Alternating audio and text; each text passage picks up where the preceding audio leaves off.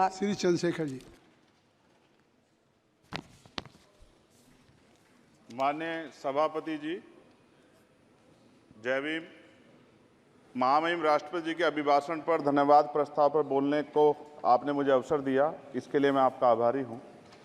सभापति महोदय, सर्वप्रथम मैं बहुजन समाज में जन्मे सभी संतों, गुरुओं, महान पुरुषों को नमन करता हूं, जिनमें महात्मा ज्योतिबा फूले, डॉक्टर बाबा साहब अम्बेडकर और मान्यवर काशीराम साहब को मैं याद भी करता हूं आज के दिन पर।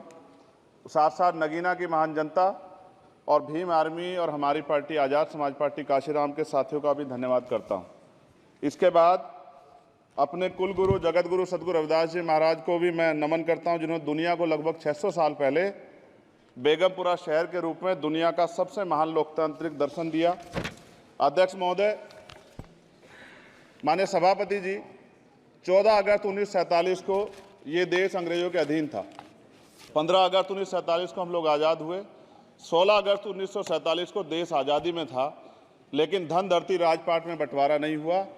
जो साधन संसाधन थे उनमें बंटवारा सही रूप से न होने के कारण एक बहुत बड़ी आबादी सुविधाओं से वंचित और सम्मान से वंचित रह गई। उनको सम्मान देने के लिए और अंतिम व्यक्ति तक सुविधाएं पहुंचे, इसके लिए लोकतंत्र की व्यवस्था हुई। लेकिन आज़ादी के 70 साल बाद भी हम कहाँ खड़े हैं, इस पर ये चिंता का विषय है। मैं मानता हूं कि सामाजिक न्याय तभी होगा माननीय सभापति जी, जब जातीय जनगणना पूरी होगी और जातीय जनगणना कराई जाएगी और साथ साथ संख्या के आधार पर आरक्षण जो है वंचित वर्गों का बढ़ाया जाएगा। उसके साथ साथ जब राष्ट्रपति जी अभिभाषण पर बात रख रही थी तो उन्होंने शहरी और ग्रामीण क्षेत्रों के विकास की बात कही और ये भी कहा कि दुनिया में सबसे उत्तम शहर हमारे यहाँ बने। लेकिन माननीय सभापति जी, 70% आबादी तो गांव में निवास करती है, तो गांव की आबादी के बारे में भी सोचना होगा कि उनका जीवन कैसे बदले। माननीय सभापति जी, उच्च शैक्षणिक संस्थानों में बहुजन समाज के जो छात्र हैं उनके साथ कास्ट एट्रोसिटी हो रही है, निरंतर उनकी हत्या हो रही है। साथ साथ जो सरकारी कर्मचारी हैं दफ्तरों में, उनके साथ भी जो SC ST OBC और मुस्लिम और अन्य धार्मिक अल्पसंख्यक हैं उनके साथ भी माननीय सभापति जी जातिगत और धार्मिक जो है शोषण किया जा रहा है।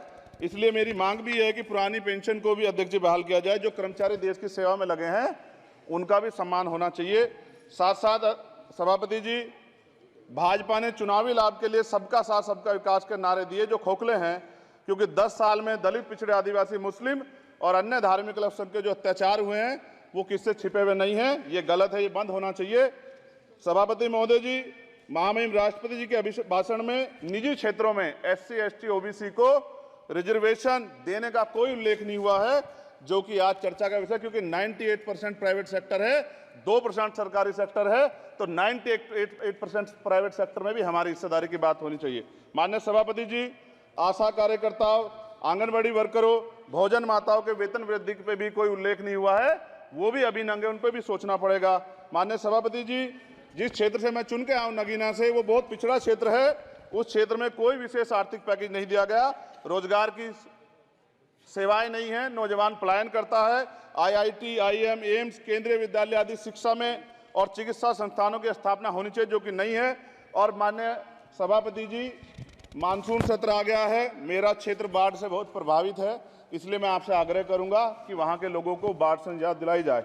माननीय सभापति जी, चीन हमें आंख दिखा रहा है और लगातार हमारे देश की सीमाओं में घुसपैठ कर रहा है, इसलिए अग्निवीर योजना को हटाकर पुनः सेना भर्ती शुरू की जाए और साथ साथ भारत की सबसे प्राचीन व बहादुर रेजिमेंट में से एक चमार रेजिमेंट को पुनः बहाल करा जाए, ऐसा भी मेरा आपसे आग्रह है।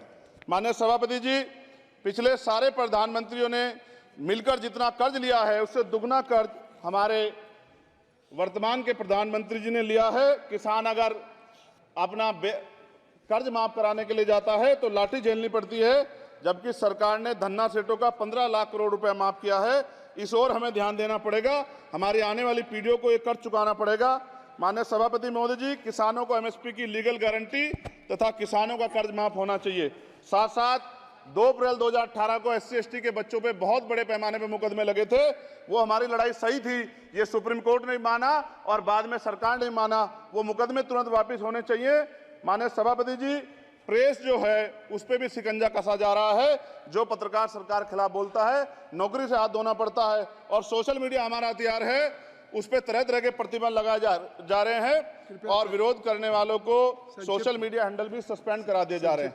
साथ साथ सभापति जी, पेपर लीक और परीक्षाओं के कैंसिल होने से देश के नौजवानों का भविष्य खतरे में है। नीट, यूपी सिपाही भर्ती सभापति जी और 69,000 शिक्षक भर्ती में आरक्षण घोटाला हुआ है, कोई पूछने वाला नहीं, खून के आंसू रो रहे हैं बच्चे, बेरोजगारी का दंश युवा झेल रहे हैं।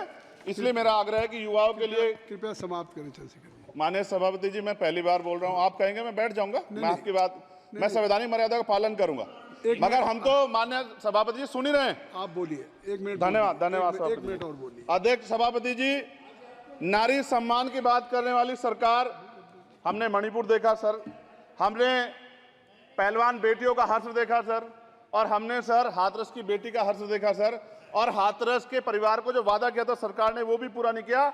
और महिलाओं में भी, स्पेशली दलित, पिछड़े और मुस्लिम वर्ग की, आदिवासी वर्ग की महिलाओं के साथ आज भी एनसीआरबी का डाटा कहता है सर जो जुल्म हो रहा है वो सहनीय नहीं है सर। साथ साथ कोविड में तैरती, हमने कोविड में बहुत सुना सर, कोविड में तैरती लाशें भी गंगा में हमने देखी है सर, और मजदूरों का हाल भी हमने देखा है। सभापति जी, बस सब समाप्त कर रहा हूं। नोटबंदी पे छोटे मझले उद्योग की जो कमर टूटी वो भी हमने देखी है।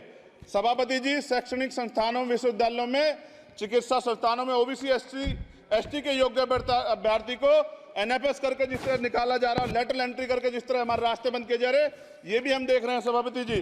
साथ साथ मेरा ये कहना है सर, ये सबका इशू है कि प्राइवेट कर्मचारी सर और सरकारी भी कई जगह पे 8 से ज्यादा घंटों से काम करते हैं और उनको जब सर उचित वेतन भी नहीं मिलता, तो न्यूनतम वेतन 20,000 रुपए तय हो और 24 घंटे की ड्यूटी। उदाहरण के तौर पे यूपी पुलिस सर बहुत पूरा काम करते हैं वो लोग, वो राज्य के विषय हैं। आप सर मैं आपके राज्य सरकार के लिए भी आपके संज्ञान में डाल रहा हूँ विषय सर, पुलिस सब जगह है सर, लेकिन सवाल ये है सर, बहुत पसीना बातें हैं, 8 घंटे की ड्यूटी और वेतन विसंगति, बॉर्डर स्कीम से उनको जो है बाहर किया जाए। माननीय सभापति जी, 1 मिनट चाहिए सभापति जी। राष्ट्रपति जी ने धर्म के बारे में बात की थी, राम मंदिर से पहले हमारे गुरुघर तुगलकाबाद का फैसला आया था राष्ट्रपति जी, वो सभापति जी अभी तक दिल्ली में स्थित सदगुरु रविदास जी महाराज का गुरुघर नहीं बना। साथ साथ सभापति जी, अपनी बात को खत्म करते हुए मैं आपसे कहना चाहता हूं कि जितना देश दूसरों का है सर, इतना हमारा भी है। हम मरने के लिए पैदा नहीं हुए, जो चाहता है हमारी हत्या कर देता है। मूछें रखने पे, घोड़ी पे बैठने पे, मटकी छूने पे हमारी हत्या हो रही है। क्या बदला है सर 70 साल बाद भी? दलित, पिछड़े, मुसलमानों पे हिंसा नहीं रुक रही है सर। मेरा आपसे संरक्षण के साथ ये आग्रह है कि इन घटनाओं को रोका जाए और देश किसी की बपोती नहीं है, देश संविधान से चलता है सर और संविधान से चलेगा। संविधान छेड़खानी बर्दाश्त नहीं की जाएगी सर। धन्यवाद।